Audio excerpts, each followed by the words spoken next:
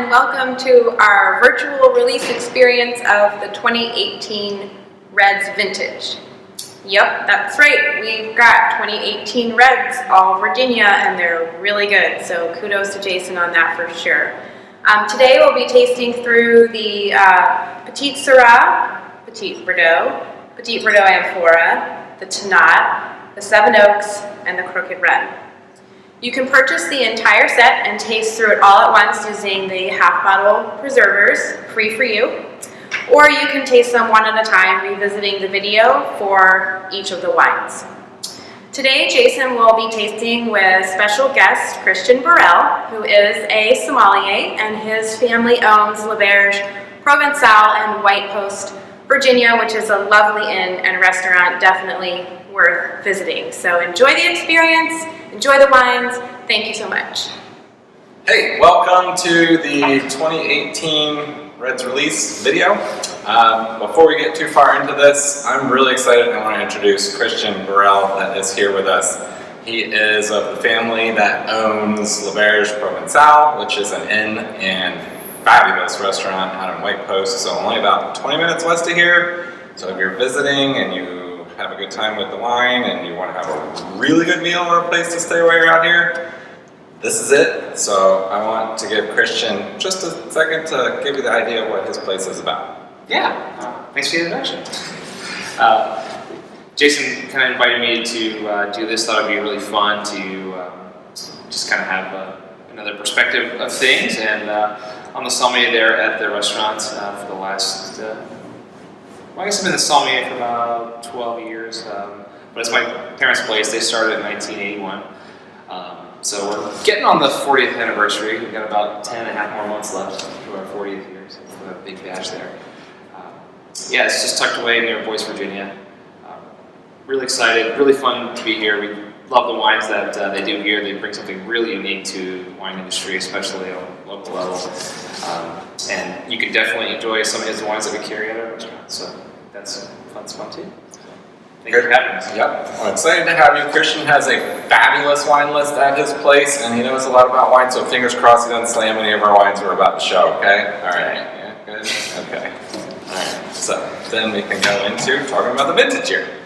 So Christian, do you remember 2018? I do.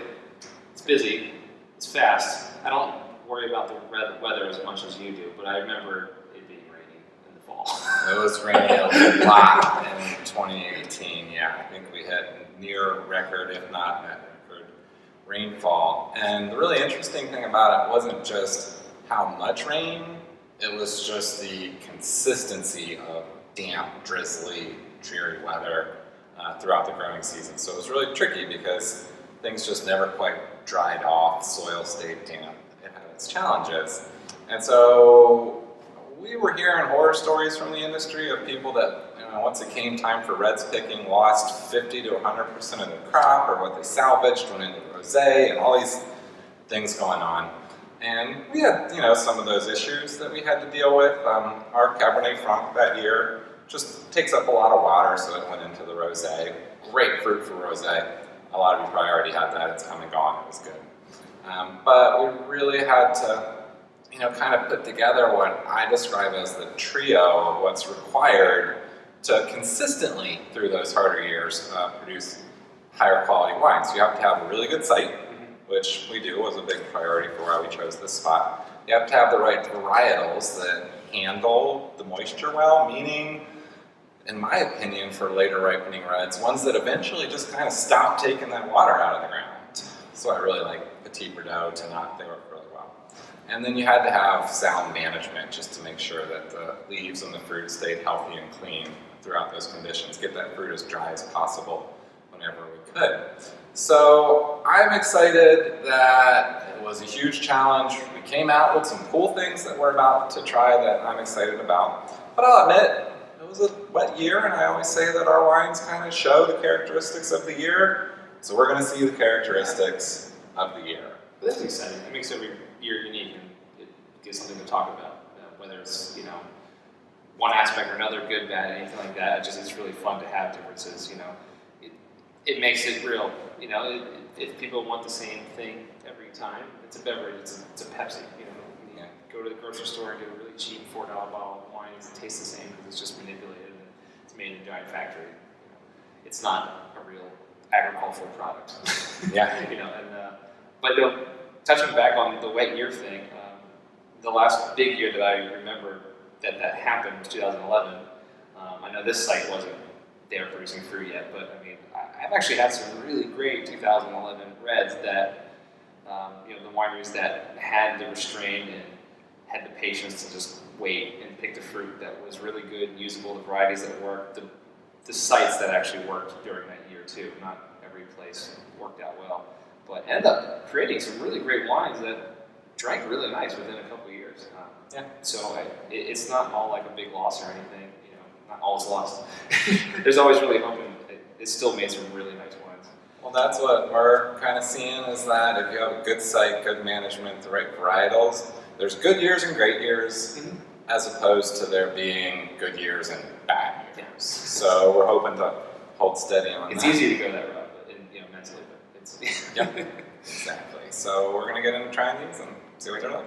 Alright, so we're going to start. First one is the Petite Syrah. I can tell a quick little story about Petite Syrah as we're getting in our glasses and getting ready to try it. But one other comment as we're getting started is we always release our wines after about 9 months or so after bottling. So they really, over the course of the following year, still really develop their kind of like full stature and character. So we just want to remind people that we're looking at the vintage year, but they're a little younger than the ones that we were just finishing up selling if you were here recently in the tasting room. So we're going to keep that in mind, and at some point, we're probably going to come back to some, at least one of them later on, because the time that they kind of sit in the glass and evolve, to me, has some kind of recreation of if they had a little bit more age on them over the course of the year. So first one is Petite Syrah. There you go, Christian. We're going 4 years. So Petite Syrah is really interesting because this is a vine that is kind of on the move for us for not really knowing how to describe it. When its first crop was picked in 2017, the vines kind of grew not real strong, short shoots, tremendous amounts of fruit with huge clusters on them. And we dropped a lot of fruit, and it came out like a really pleasant, like medium weight, but not like you think of that big California Petite Syrah. Just didn't do it. And I didn't know that's what it's going to do for every year or not. Over the course of 1 year, so to come into this vintage, the vines grew a little bit stronger, a little bit less clusters, a little smaller clusters. And believe it or not, when we try this, I think this has every bit the concentration character, if not maybe a little bit more so, than 2017 being a better year. And as a preview, we already bottled the 2019 that'll come a year after this, and the vines continued on this path. The vines are a little stronger, less fruit, it started to desiccate, kind of like the Petit Verdot and the Tannat do, and then you're getting to that like really dense Petite Syrah, so it's interesting to see how these vines are aging. So this is a step in that evolutionary process, but one that I think I'm pretty excited about. Let's give it a try. See what we think. I love that, the evolutionary process, just like, a whole year later, 2 years later, 3 years later, thinking, oh my gosh, he's making wine for 5 years, he must have really, figured everything out, absolutely you're on batch number 5, when you think about it. That's right. There's such a big leap, there's so much learning each year, and the vintage always changes, so it's always fun. This doesn't smell like 18s to me. I've had a bunch of 18 reds that actually concentrate. Yeah, so to start with, I'm happy with it. It's got that same character feel to it that we even had in the previous vintage, even though this was a rough season. So I think the vines actually compensated for the season in this particular wine. To me, and it's, again, in this evolutionary phase, it still has a little bit, to me, of that classic French old worldy brony note to it, but it has that vivid, bright, rich fruit also. So to me, it's kind of fascinating. It might go different ways, like I said, in the future, but it's amazing. It really does have an old world terroir sort of feel and just kind of palate, but it has that very wonderful Arterra, super fine tannin that, every time I taste one of your wines now, it's just, it's amazing. Bright tannin, smooth. Smooth, fine tan. I love it. Yep. Yeah, I'm happy with that. That's great. Good start. All right. So Christian, ready for something fun that I know people have been waiting on? Yes. We're going to do 2 wines at the same time. So we're going to put in your glass number 2.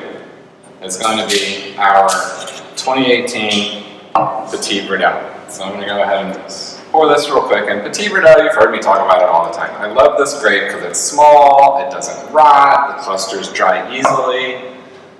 It got to that point even in 2018 where the vines shut down, stopped pulling water out of the ground, the berries dry out just a little bit. It gives you really consistent concentration, wet years, dry years. It's one of the most consistent reds that we tend to work with. So we're going to try that one in a second, and then what we're also going to try, I want to make sure I keep this correct left and right, is same looking bottle, 2018 Petit Verdot, but our hand labeled from the first time we did this, our first release of Amphora wine. It's only, it says it right here, 354 bottles. I was trying to remember. And this might be a one-time thing, as far as the hand label. The hand labeling, this might be a one-time thing. So, Yes, we have other cool things coming to compensate for that. So this one is the same grapes, same vineyard, right out of the estate, Petit Verdot vineyard, which is 2 acres in the back of the property. All right, so left glass is the Petit Verdot. Right glass of these 2 is going to be the Amphora fermented. So the Amphora fermented was fermented on the skins in the amphora, stayed on the skins, never moved for 9 months. that's so fun. So, in theory, there should be that like extra extraction from the skins. We'll see if we see that in there. And at the same time, one thing that I did learn is there's different kinds of amphora, and this one is what is called a traditional amphora, which means it's kind of like a big clay flower pot, and it breathes a lot. And that has an influence on the wine. I have another amphora coming that's a tighter clay, less porous. So we'll see what difference that we get between these 2. So I'm going to check them out. I love that you're offering this. This is like so rare to have 2 wines actually offering 2 different bottlings of the same thing, just 2 different vessels that people can actually try. So usually it's one or the other. So this is great. Having checked out these 2 Petit Verdots, a couple things. Classic to me, kind of like bright, fresh, fruity aroma on what I'll call a regular Petit Verdot. And then in the Amphora one, and this makes sense to me from all that time on the skins and everything, a little more of that like musty character kind of comes through. At least that's the way that I get it. And then when I taste them, the regular Petit Verdot, it has that brightness that is really common to the wines when they're young and at release, that integrates and gets more creamy and rich and full over the course of the next year. So that's one thing that I note in the regular process Petit Verdot. And this is one that I would like to come back and visit after we get through the flight and see how that one evolves specifically as it breathes and sits, as if it was decanted, as if it would simulate a little bit of more age on it. And then when I try the Amphora Petit Verdot, there's a lot of similarity, obviously there should be, between these 2, but I do get, and I wouldn't say it's any way bold or overpowering, but I get that extra little grip in the tannin that comes in like the top front of the palate. I get that tactile sensation in those. So there is a difference, but if you weren't kind of paying attention to it, maybe you would or wouldn't get. There are subtleties, the differences. On the nose, I don't think they're crazy different. Definitely more just fruit driven with the regular one, the non-Amphora, for sure. I think it's really nice, really bright. Just in a couple of minutes, it's actually been open. It's changed a little bit. And some of that deep, darker notes are kind of coming out a little bit and just getting a little more lush. The Amphora definitely just more rustic, just in general. That mustiness is there.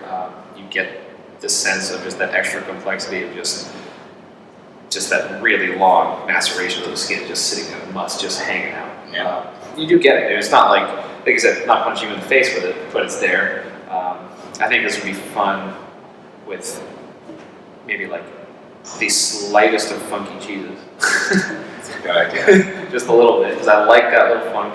Maybe like a washed rind cheese, but nothing like too extreme. But I think that would be really, really cool.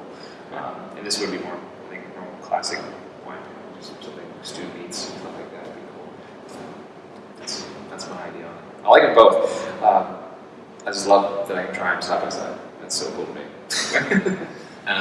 We've always kind of had to like think through and pay attention to the fact that the way that the wines are made and they're bottled tight under these screw caps, when you first crack open the bottle and pour it, they're bright. And then it is as they breathe over 10 or 15 minutes that they really kind of start to show themselves and open up and give that richer, deeper characteristic. And that happens all the more over like 30 to 45 minutes. And we paid attention to this because you can play with different screw caps and different breathing.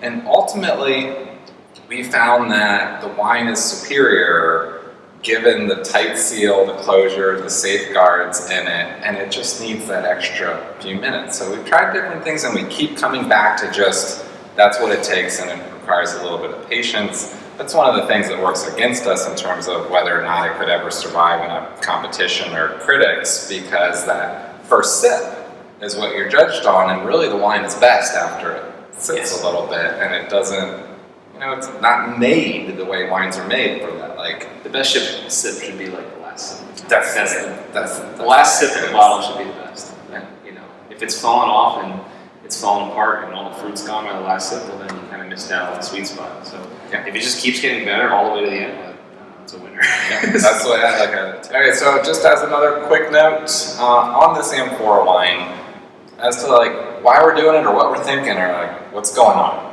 I've been exploring natural wines as a way of learning. So I drink wines and I think about why they taste the way they taste, how they were made, what goes into it. And what's fascinating for me is when natural wine crosses over with ancient wine and ancient winemaking techniques. So I've started to incorporate this Amphora as our first take. Because clay, and it's clay, it's not concrete, is the most ancient vessel used in winemaking.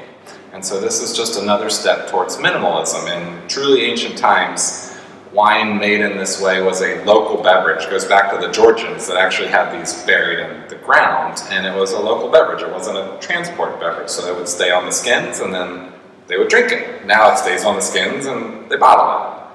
And so this is a cool exploration going towards what ancient wines might have tasted like. So this is not necessarily where we're going with everything, but it's cool to see the influence of different techniques and approaches. And so I've got more different things in the works coming with this. We have 2 weeks on the skins fermented Chardonnay that's going to come out probably with the next White's vintage. We have a zero sulfite Chardonnay in process. We're going to try some other orange wine type things. So small batches, not going to take over and change everything because we like what we already do the way it is. But we'll add some other cool things for those people that are interested. That's fun though. I mean, that's what makes wine. It's the people that make it, the history behind them, the geographic history, the historical significance of why they made wine a certain way, why they cook their food a certain way.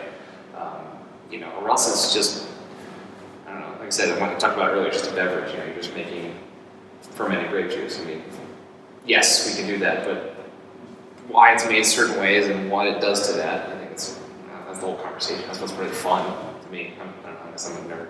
I like that. I'm into it. I love that stuff. I'm with you. Alright, I'm going to move these guys back here. Taper it out. We can revisit any of this when we want to. Christian, grab that tonight. Alright, so tonight was an interesting story. There's not a whole lot of it this year, partly because it got blended into things that are coming up that we're going to talk about. But tonight is a really cold tender grape, and we were actually way down on yield before the season even started from winter damage. I'd say we probably had lost somewhere in the land of probably 40% of the crop to winter damage. So before the season even started, so this means when the shoots are growing in the springtime, there just wasn't even little flower clusters on a lot of them. So we were down from the start. This grape has its pluses and minuses, so the downside is the winter issues. The second issue that it hit this year was, for the first time since I've been growing this grape for a long time, it actually, with all that rain and moisture, started to catch botrytis, the gray mold, on it. And we knew it needed to hang longer, so we pushed to get all these reds through the wet spell right at the end of September. And then we had a 11 or a 12-day dry run in the very beginning of October. Nice sunny weather that we got into that a lot of the other producers didn't quite reach. That allowed the Petit Verdot and the Tannat to shut down and start this desiccation, which is where their concentration comes from.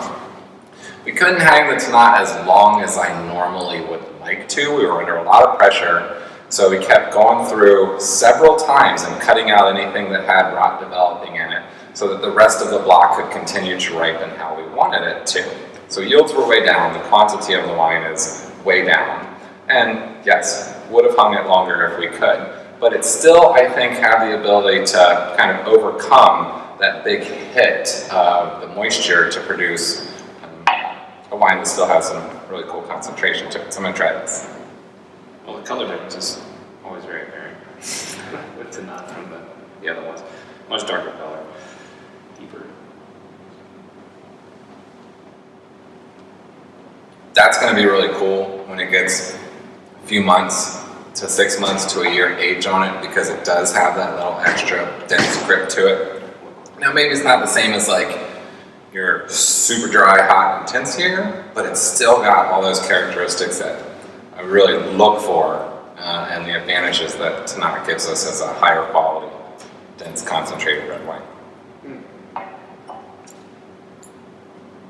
It's pretty powerful. I like it. I'm pretty excited about It's it. really round, lush texture compared to the other one. There's that grip and stuff, but there's a lot of meat to it. I like it. I can't believe it's 18 still. Yeah, I know. That's what's really blowing my mind, because a lot of people that have had maybe 18s that are made actually, naturally or without any additives and stuff like that, it's still Virginia fruit. They usually don't have this concentration. They don't have this depth to it. So this is pretty fun. I was telling people we were going to have 18 reds, and I had to cross my fingers the whole time to be like, I hope it actually works out, because I told people we were doing it. So that wraps up what we were able to do for the single varietals. Again, we didn't have the Cabernet Franc, and I'm sorry to all you Cab Franc lovers, it was better as rosé. We don't have the Malbec, so the Petit Syrah, Petit Verdot, and the Tannat. And I love single varietals because they show the individuality of the grape on the site, the region, the year, all those characteristics really come through. And I don't generally believe in like blending for the sake of blending to make a better wine, but I have adopted blending to show the total potential of a site. So that's what we're going to go into next, is the Seven Oaks and the Crooked Run. So Seven Oaks is the name of the vineyard that's in Philemont, and Crooked Run is our estate vineyard here. So what we're looking to do is show, by combining grapes, we leave behind the individuality of a grape and actually, express the potential of the site. So that's what we're going to go into.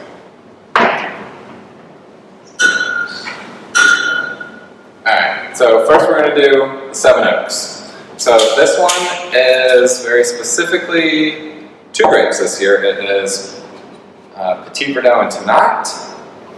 And in other years we've had the Malbec blended into it. The Malbec was not suited for blending in this vintage in this year. So this one is actually 62% Tannat, and it is, I said that backwards, 62% Petit Verdot and 38% Tannat. So we had more Petit Verdot, it was a little more reliable through the winter and through the wetness. And then the Tannat blends into it. So I'm gonna give this one a try. So the hope with blending is that you kind of like fill in all the little gaps and spaces and round things out. Give it a little more depth. Just keep adding corners to the shape. And that's exactly what it does.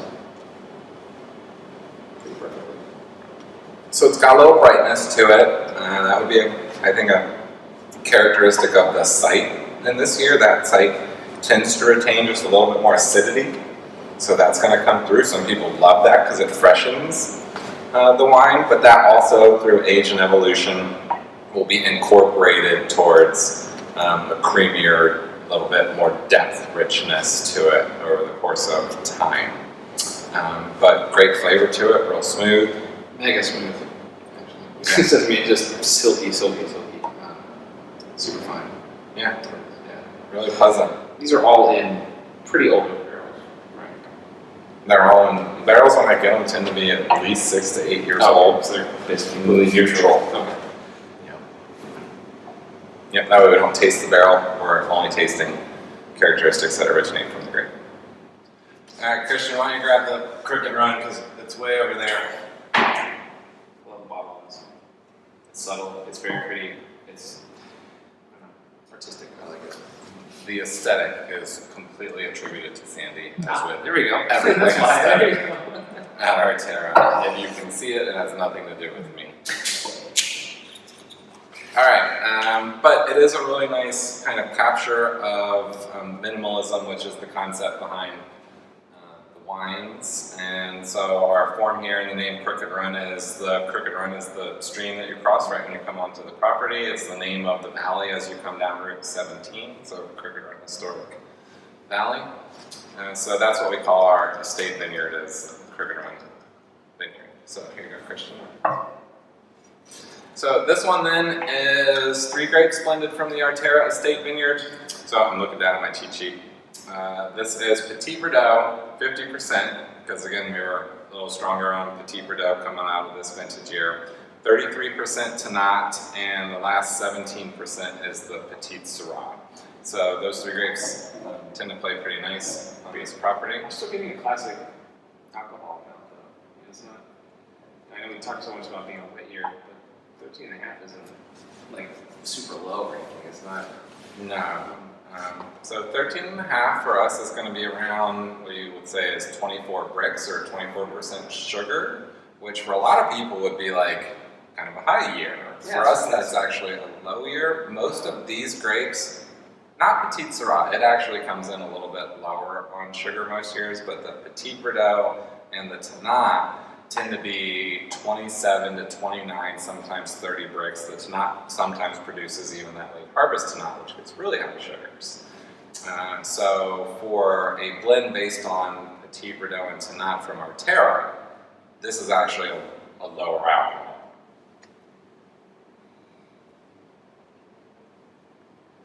It's pretty great. And it shows, like you said, it shows potential when you put a lot of things together that work in harmony. These are instruments and these are bands. Yeah. So I'm really excited about that because that's got all that like depth, smoothness, rich flavor, complexity that I'm looking for in a wine. So from a quite challenging year, I still have grip, really still happy. really good complexity.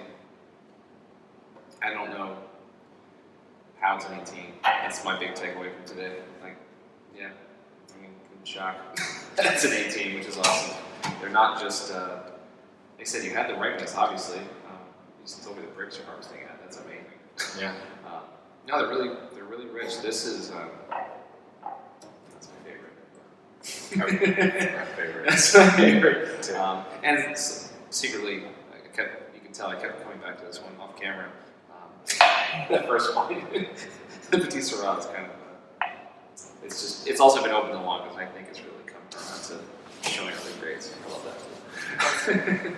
But this is, that's great. Yeah, I'm excited about that. It's good grip. I mean, it's still. It actually is. As it still, sits, it's. I can feel it, kind of the tannin grip setting in a little bit, even after having tried it. It's very, very balanced. I like. That's my favorite. All right, so we have an opportunity right here with Christian that we're going to ask him his thoughts on pairings, because we get this question a lot in the winery, and I'll tell you straight up, I'm not an expert on pairing. I default to, I eat what food I want, I drink what wine I want, and they happen to end up together. I know it's not good, I know. But Honestly, I do that when I go out to eat. It's okay. yeah, So I really do. I order the wine I want, I order the food I want. I just kind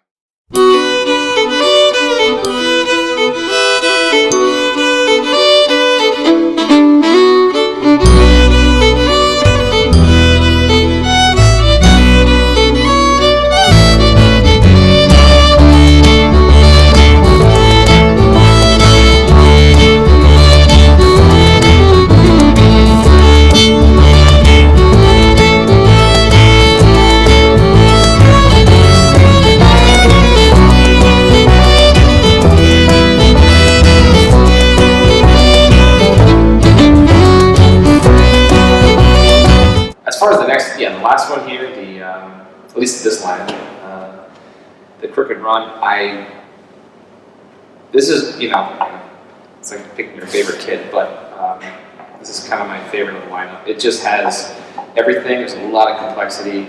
You can get away with something a little bit bigger. You can go for the steak. You can do the thing with the fatty meats because it has the grip, which is amazing for a 2018. So I heard a lot of really cool things, and honestly, without remembering them, I know that if I come to your place and have dinner with that kind of food mentality, and you have some of our wines there. I do. This could be great. You should go. Not all the wines, because some of them are very small production, and your wine club does get precedent, which is totally understandable. But like ballpark for me, how many wines are on your wine list? There's just over 1,000 different ones. And that's including different vintages. So, and will you help recommend which one?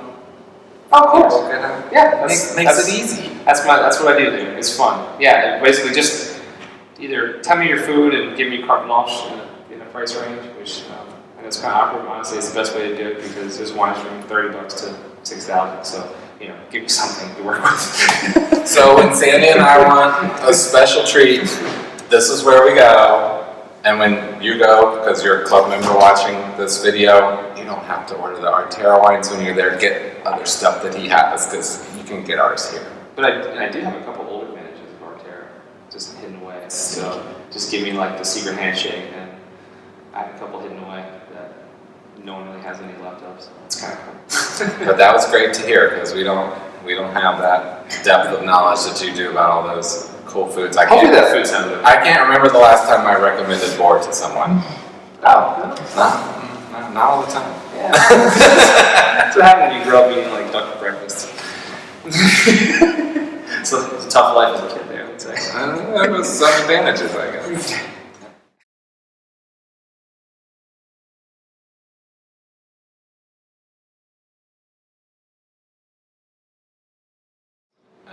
You've got the Petite Syrah in your hand, but I'm thinking one that's really going to show this is going to be the Petit Verdot. So I'm going to go back to the Petit Verdot, because when we first cracked it and poured it, it's kind of bright. And you even already said over a few minutes it started to soften and evolve.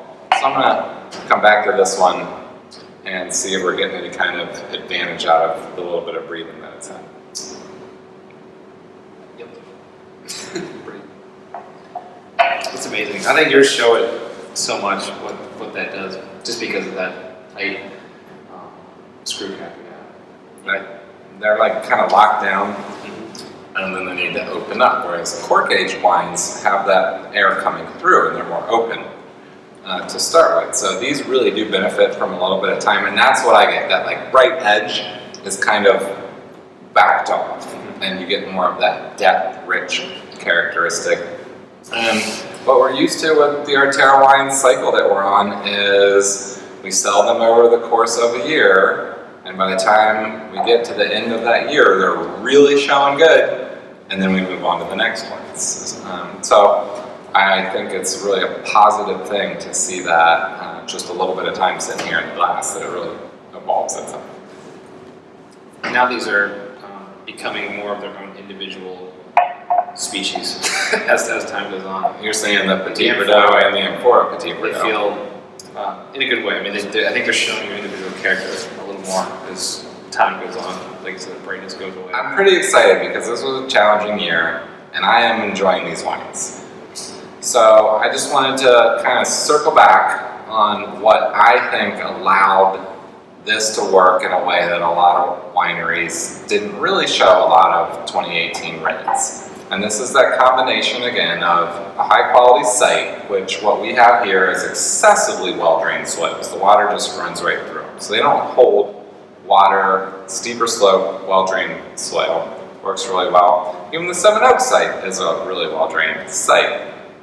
And the right varietals, so especially Petit Verdot and Tannat. And then as the vines age, this Petit Syrah seems to just get better and better. So the right grapes. So we had 3 grapes in this vintage that worked for reds: Petit Syrah, Petit Verdot, and Tannat. And after that, just diligent management, very responsive. When did it rain? What handwork did we need to do? What were the management steps to let that fruit stay dry, be able to hang long enough to do what it needed to do for especially Petit Verdot and Tannat to hit that point of desiccation. So it was the site, the management, the right grape varieties, and then we end up with something in a tough year that still is really pleasant. It's not surprisingly pleasant, but just surprisingly pleasant. Surprisingly pleasant. Yeah, it's every time I kept hearing 2018, it was nothing but sob stories. And that was just the general theme I got from most vignerons. And It wasn't fun, I'll tell you. I am not downplaying that at all. I got to see their stress level, and everyone got a few more gray hairs that year. That's what it seemed like. Yeah. But the ones I have tried didn't show this potential at all. So these are pretty much, I think these are the best 18s I've had. This is really cool. I am so happy. I didn't know what we were doing today as far as what the lineup was, so I didn't really have any advanced knowledge, and this was great. Well, thanks for coming out and spending your time, Christian, sharing your wealth of information. And L Auberge Provinçale in White Post, he says near voice. Yes. Go. It's a great experience. Great to have their support, and I would love to have you all go. Have a wonderful evening, night, dinner, stay, any and all of the above at their place. It's wonderful. Thank you. We love coming here. This is awesome.